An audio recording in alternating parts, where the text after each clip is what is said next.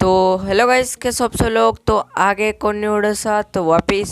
So guys सर, इस वाले video में हम रिएक्शन देने वाले खेसारी लाल के गाइस सर न्यू सॉन्ग पे, जो कि गाइस सर क्या ही ओपी सॉन्ग है यार खेसारी लाल ने बनाया। तो गाइस सर बिना किसी देरी के यार वीडियो कर लेते हैं स्टार्ट। तो गाइस सर यहाँ पे अभी मैं चला लेता हूँ वीडियो।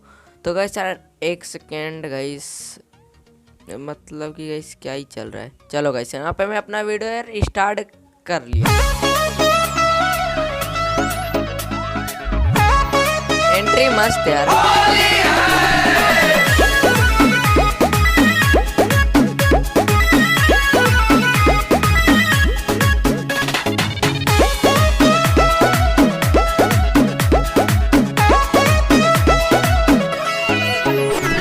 नौकी भौजी खड़ा बाड़ी मुखिया के चुनाव में,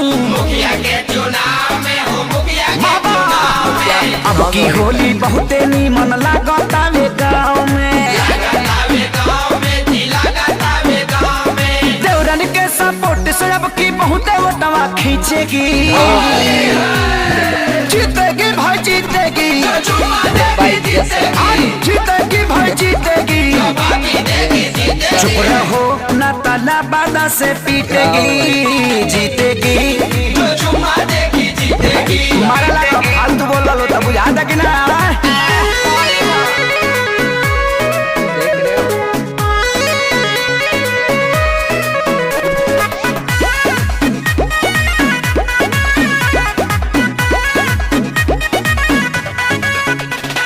सभा के खियावा तारी मुर्गा और लिट्टी, तो भाई बढ़िया तरीका से करेली राजनीति,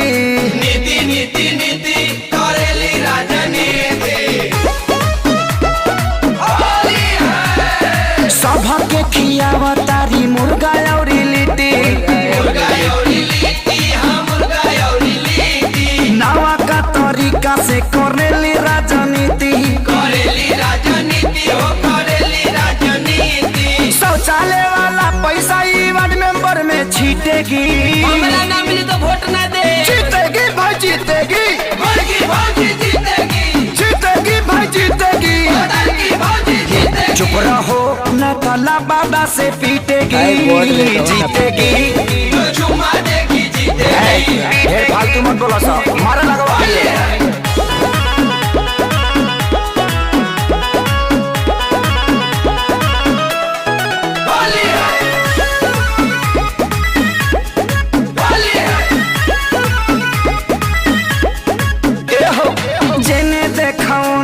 नहीं के सारा वोट बा,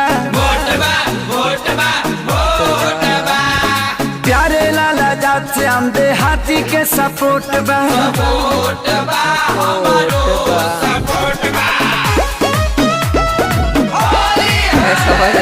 जेने जेने देखा वो नहीं के वोट बा,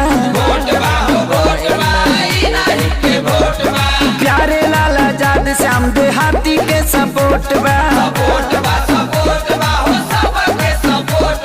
कहे लिखे सारी इतिहास अब की लिखेगी, जीतेगी भाई जीतेगी, जीतेगी भाई जीतेगी। चुप रहो ना ताला बादा से पीटेगी, जीतेगी। चुप ना रह सरे, सम्मान से नाम लिया लगे। तो गाइस सर यहाँ पे अभी वीडियो हो चुकी है यार ख़त्म। तो गाइस सर और गाइस सर ये इस गाने यार मेरे को तो यार बहुत ही अच्छा लगा।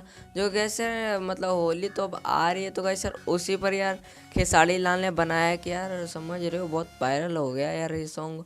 तो गाइस यार कैसा लगा आपको सॉन्ग यार कमेंट में जाके ज़रूर से बताना। और गाइस अगर वीडियो अच्छा लगा हो तो यार लाइक करके चैनल को सब्सक्राइब करके बेल आइकन दबा देना। तो गाइस सर कैसा लगा वीडियो यार राजनीतिक वाली है। तो गाइस सर मिलते हैं नेक्स्ट वीडियो में, अच्छा लगा हो तो मिलते हैं गाइस।